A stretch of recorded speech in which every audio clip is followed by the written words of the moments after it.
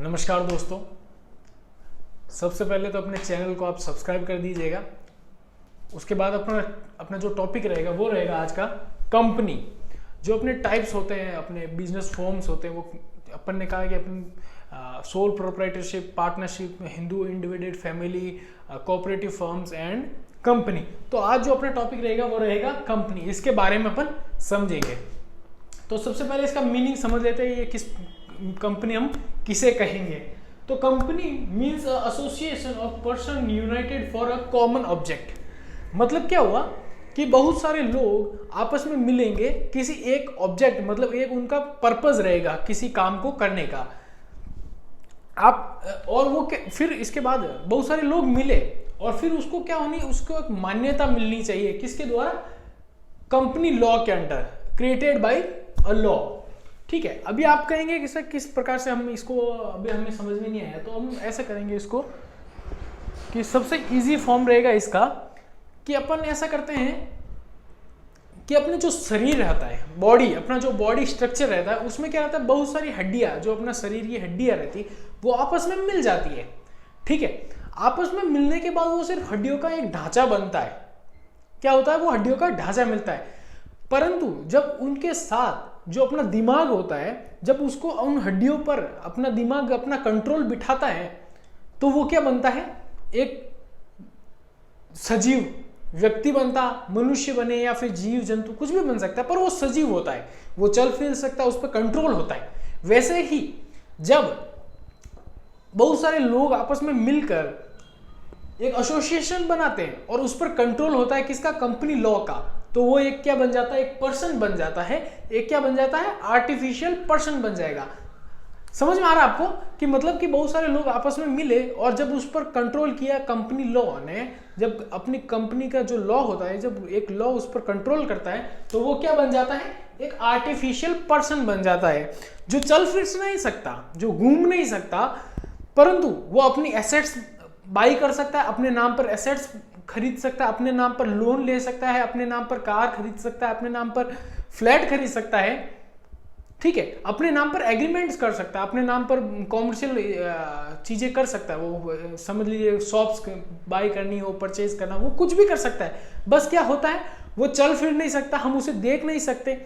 Company को आपने देखा होगा, मार्केट में कंपनी नहीं दिखती, बिल्डिंग दिखती है, कंपनी नहीं दिखती। जैसे आपने देखा होगा कि जैसे रिलायंस, आपने रिलायंस की बिल्डिंग देखी होगी, वहां पर रिलायंस का नाम लिखा हुआ रहेगा, वो देखा होगा आपने, पर रिलायंस को नहीं देखा होगा, वो कंपनी है।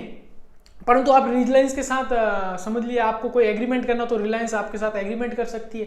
रिलायंस को आप अपनी प्रॉपर्टी है वो बेच सकते हैं, रिलायंस से आप उसकी प्रॉपर्टी खरीद सकते हैं, रिलायंस का आप प्रोडक्ट खरीद सकते हैं, पर रिलायंस को आप हाथ नहीं मिला सकते, रिलायंस के साथ हैंडशेक नहीं कर सकते, रिलायंस को आप हग नहीं कर सकते। तो इसका मतलब क्या हो, वो एक आर्टिफिशियल पर्सन हो गया जो कंपनी लॉ के अंडर बनाया हुआ है। और इसमें क्या हुआ, बहुत सारे लोग आपस में मिले, अपनी कैपिटल को लगाया और उसके बाद काम शुरू हुआ। तो इस प्रकार से अपन एक कंपनी को समझ सकते हैं। फिर इसको अगर आप कहेंगे इसका कुछ एक वे में, जब हमें एग्जाम में लिखना होगा तो हम क्या लिखेंगे, तो आप इसको लिख सकते हैं कि कंपनी अधिनियम द्वारा निर्मित एक व्यक्ति है, एक पर्सन है, आर्टिफिशियल पर्सन है, जिसका पृथक अस्तित्व होता है, जिसका सेपरेट एंटिटी होता है। आपको बताता, सेपरेट एंटिटी का मतलब क्या हुआ कि सेपरेट एंटिटी और बिजनेस, जब दो लोग अगर जब सोल प्रॉपर्टीज करते हैं, तो आपने देखा होगा कि जब उसका ओनर मर जाता है या फिर उस पागल हो जाए, दिवालिया हो जाए, कुछ भी हो जाए, उसके साथ इंसिडेंट हो जाए, तो वो बिजनेस बंद हो जाता है। लेकिन इसमें क्या होता है कि जैसे अभी आपको रिलायंस का एग्जांपल लिया, तो रिलायंस को स्टैब्लिश करने वाले धीरूभाई अंबानी थे।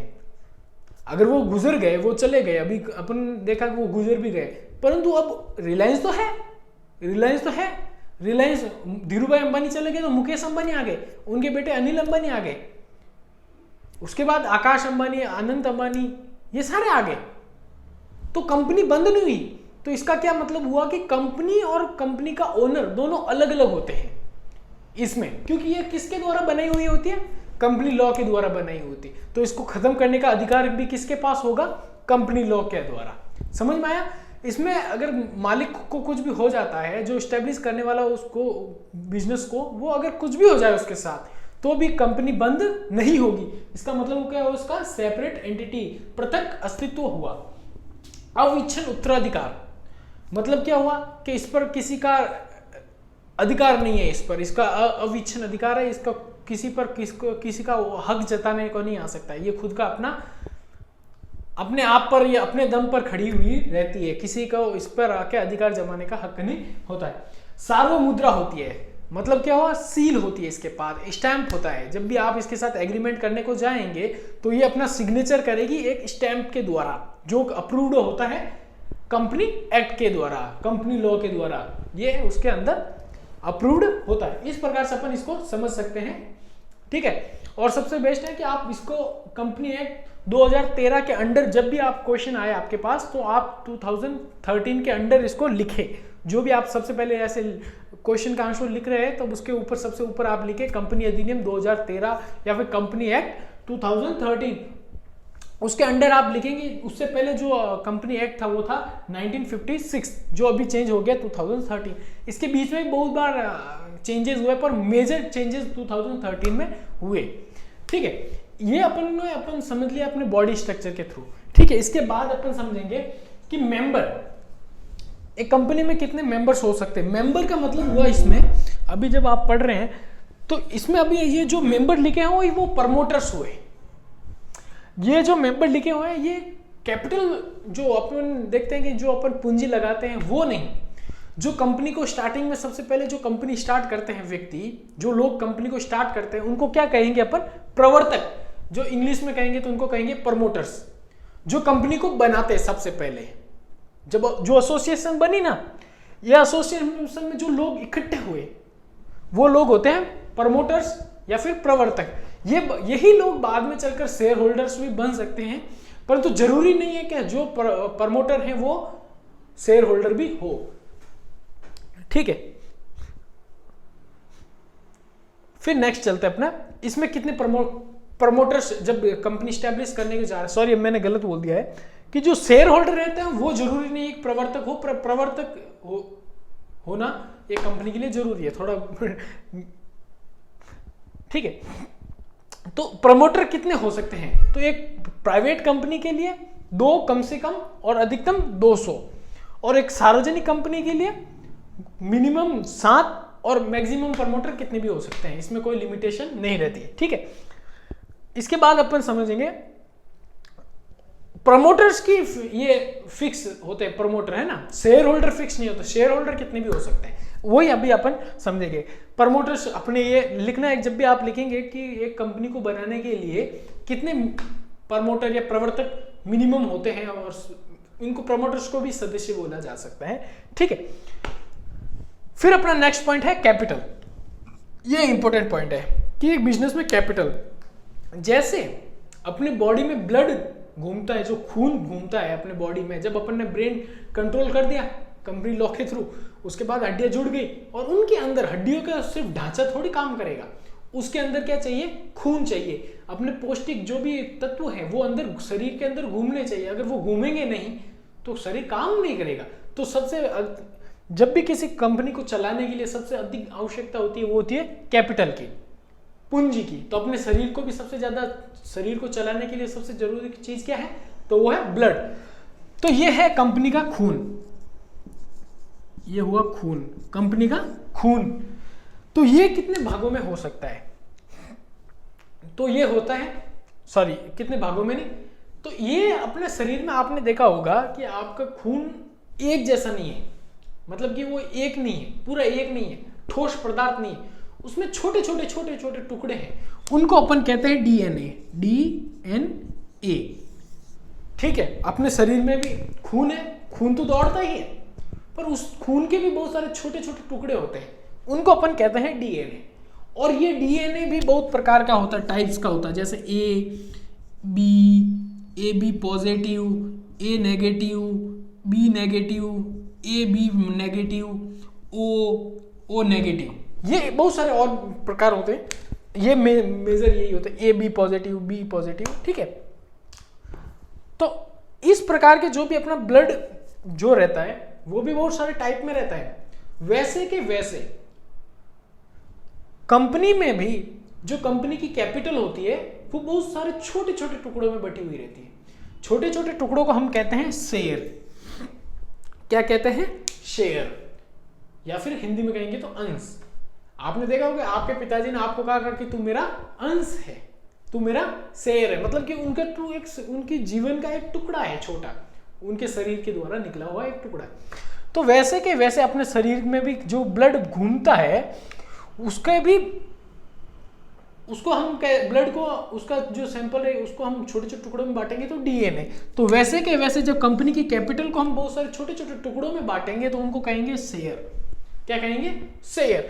और जब अपने शरीर के डीएनए को भी हम बांटेंगे, अगर उनको कैटेगराइज करेंगे, अलग अलग भागों में बांटेंगे, तो वो ए बी सी नहीं होगा, A B positive, A B negative, O negative, O positive.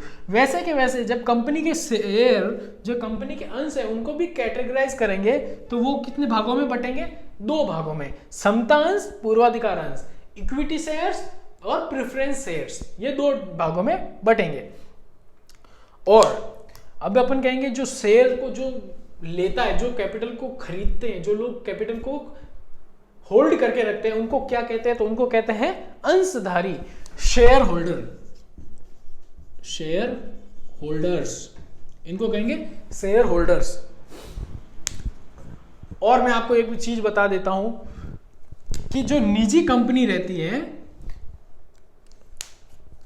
इसमें जो प्रमोटर्स होते हैं, जो प्रमोटर्स होंगे या फिर जो इसके सदस्य होंगे, जो प्रमोटर्स होंगे, जो इसको कंपनी को अपने पास रखेंगे, उनके पास मिनिमम 51% अपनी इक्विटी होनी चाहिए। उनके पास उनकी खुद की पूंजी उस बिजनेस में कितनी होनी चाहिए?